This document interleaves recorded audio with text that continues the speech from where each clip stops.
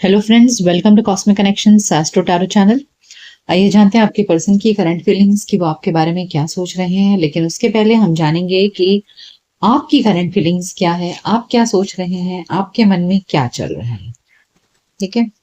सो ये एक जनरल और कलेक्टिव रीडिंग है, तो जबरदस्ती खुद को अपने रीडिंग में फिट मत करिएगा। कभी ऐसा हो सकता है कि आपको अपनी फीलिंग्स तो करेक्ट लगे लेकिन आपके पार्टनर की फीलिंग्स आपको करेक्ट ना लगे। इन दैट केस भी आपको इस रीडिंग को अपने लिए एक्सेप्ट नहीं करना है। अगर आपको लगे कि हाँ, आपके पार्टनर की रीडिंग ऐसी, एनर्जी ऐसी हो सकती है, तो ही इसे अपने लिए समझिएगा। जबरदस्ती रीडिंग को अपने लिए मत फिट करिएगा, क्योंकि एक जनरल और कलेक्टिव रीडिंग है। और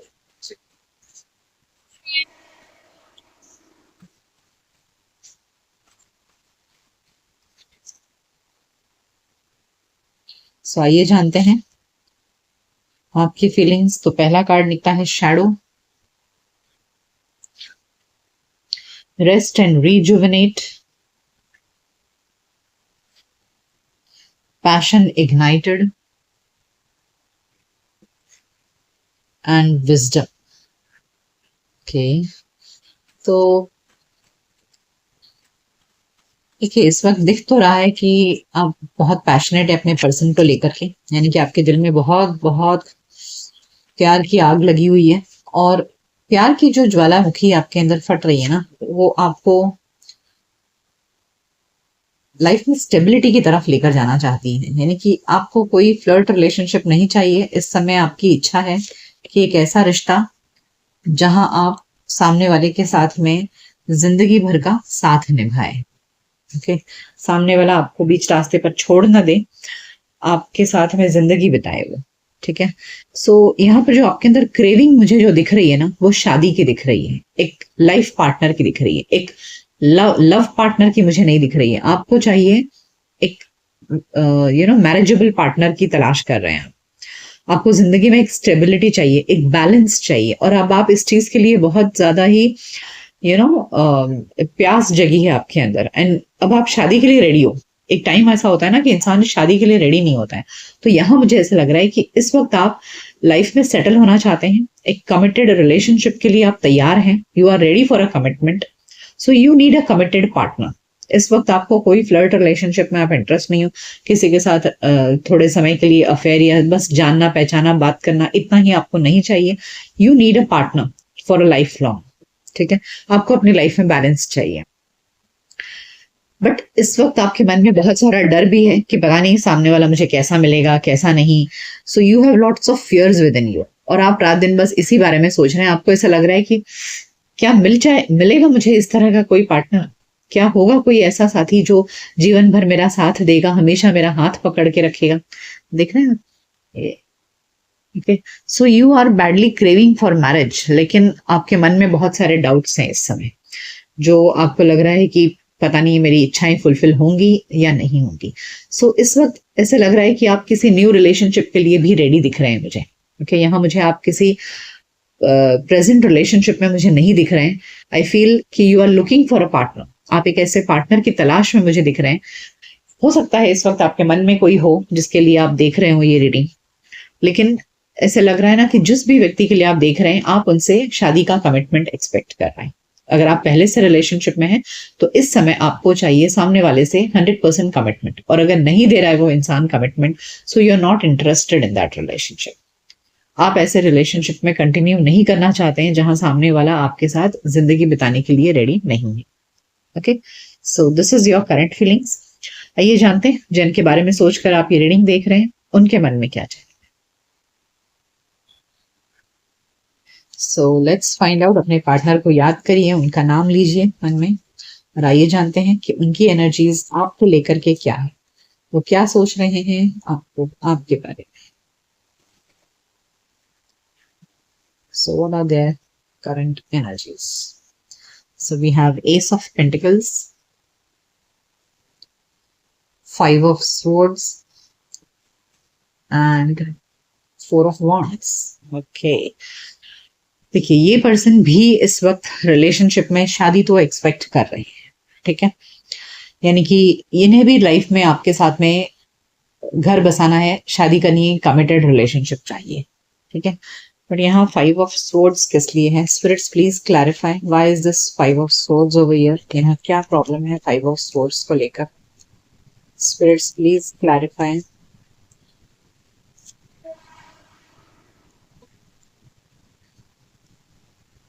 ओके, देखिए इन्हें ऐसा लग रहा है ना कि ये इनके मन में इच्छा है घर बसाने की, शादी करने की, एक नए सिरे से जिंदगी को शुरू करने की, बट दे आर डाउटफुल। जिस तरह आप डाउटफुल है ना, इस तरह इनके अंदर भी एक डाउट है।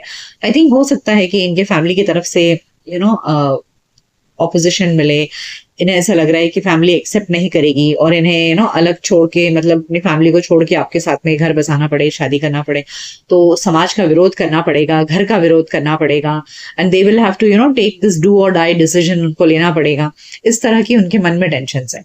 So because of this person is little bit doubtful कि इस चीज की वजह से ना इनके मन में अभी इस बात को लेकर के टेंशन है कि क्या होगा, क्या उन्हें जिंदगी में आपको चुनने के लिए, टू होल्ड योर हैंड्स, क्या उनको अपने लाइफ में कोई एक को हाथ पकड़ने के लिए दूसरे का हाथ छोड़ना पड़ेगा क्या? मतलब आपका हाथ पकड़ने के लिए क्या अपने पेरेंट्स का हाथ छोड़ना पड़ेगा क्या? So this is what they are thinking now. The magician, knight of wands and the empress. Yes, this person is definitely manifesting marriage with you. देखिए यहाँ एम्प्रेस कार्ड है, 4 ऑफ Wands है, तो ये बहुत जल्द चाह रहे हैं आपके साथ में शादी करना। The empress card is a married lady card, okay. तो ये मैनिफेस्ट कर रहे हैं बहुत जल्दी शादी, ऐसा मुझे लग रहा है। लेकिन फिर वही बॉटम ऑफ द डेक में द मून कार्ड है, okay. So this person manifest कर रहे हैं। Let's find out, spirits please guide what will be there action. ये एक्शन क्या लेंगे आपकी तरफ? अगर ये इच्छा कर रहे हैं, शादी की इच्छा है, ये आपको एक मैरिजेबल पार्टनर के रूप में देख भी रहे हैं, एंड सिर्फ मैनिफेस्ट क्यों कर रहे हैं? Why are they not taking any action although they want this? What will be there action in the near future? What can you expect? Spirits please clarify कि इनका एक्शन क्या होगा in the near future. Okay, strength, queen of pentacles and 7 of Swords, okay. Yes, देखिए मुझे यहाँ पर something fishy, let me think.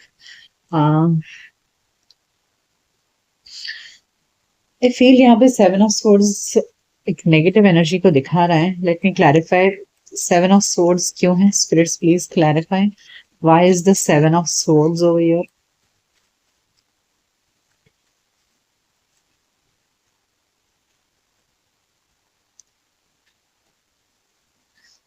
तो ऐसे लग रहा है ना कि दिस पर्सन, इन्हें पता है कि if they want to come towards you, अगर इन्हें आपकी तरफ आना है, so they will have to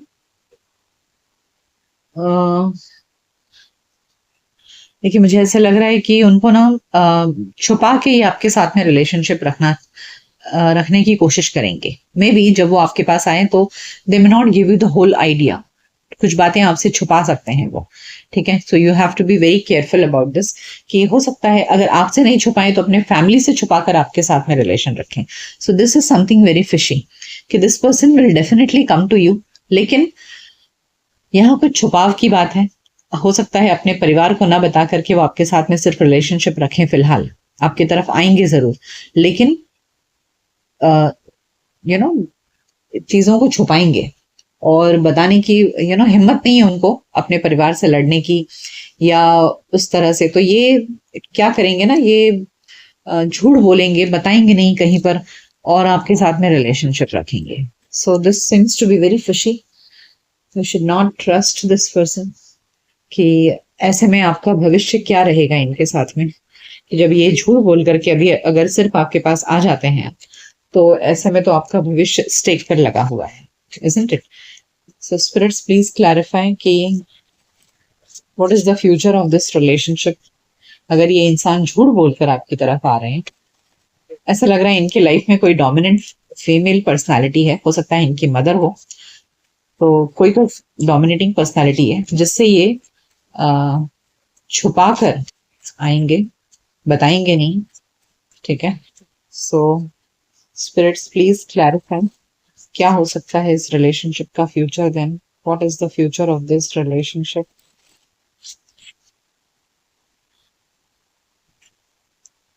three of swords, three of cups, five of pentacles,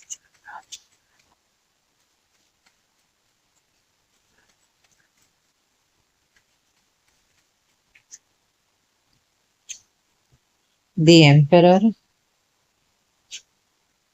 the empress and justice। well, देखिए ऐसे लग रहा है ना कि because of this third party आप दोनों के रिलेशनशिप में वैसे ही बहुत सेपरेशन हो चुका है, ठीक है, और ये पर्सन इस चीज का बहुत दुख मना रहे हैं because of third party. Third party कोई भी हो सकती है, फैमिली, फैमिली मेंबर्स, मदर। तो इस थर्ड पार्टी की वजह से ऑलरेडी आप दोनों के बीच में सेपरेशन है और इस सेपरेशन का दुख बहुत ज्यादा है इस पर्सन को। जहां आप दोनों के बीच में बहुत अच्छा रिलेशनशिप था, लेकिन आप दोनों में सेपरेशन आया है और इस चीज को वो काफी दुखी हैं। लेकिन यहाँ दी एम्परर एंड दी एम्प्रेस और जस्टिस कार्ड ये दिखा रहा है कि ये आपके साथ में अन्याय होने नहीं देंगे, क्योंकि यहाँ जस्टिस कार्ड है हमारे पास में, और यहाँ पर दी एम्परर एंड दी एम्प्रेस, यानी कि ये आपको यहाँ पर दो बार एम्प्रेस कार्ड रिपीट हुआ है, यहाँ पर भी था और अब यहाँ भी है। सो ये आपको अपना बेटर हाफ की तरह देखते हैं, यानी कि इनके हिसाब से अगर कोई परफेक्ट लाइफ पार्टनर है इनके जीवन में तो वो आप हैं। और इन्हें पता है कि इन्होंने आपके साथ में गलत किया है, मतलब अगर घर वालों से छुपा कर इन्होंने आपके साथ में रिश्ता रखा है तो ये इस तरह आपको छोड़ नहीं सकते, छोड़ना गलत है। सो this person will definitely do justice with you, ये आपके साथ में न्याय अवश्य करेंगे। सो हो सकता है कि ये इनिशियल स्ट्रगल्स हो जहां ये अपने फैमिली से पहले छुपाएं, लेकिन हर हाल में आपके साथ में न्याय करते मुझे नजर आ रहे हैं। ओके, आइए आपके लिए कुछ गाइडेंस कार्ड लेते हैं।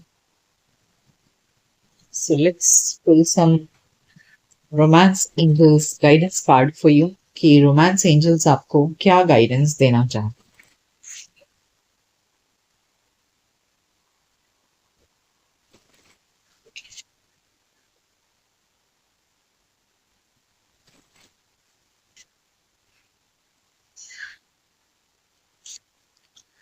It is safe for you to love. तो अगर आपके मन में ये सवाल है कि क्या इस इंसान के साथ मुझे रिश्ता रखना चाहिए, तो it is safe for you to love, ऐसे आपको रोमांस एंजल्स बोल रहे हैं।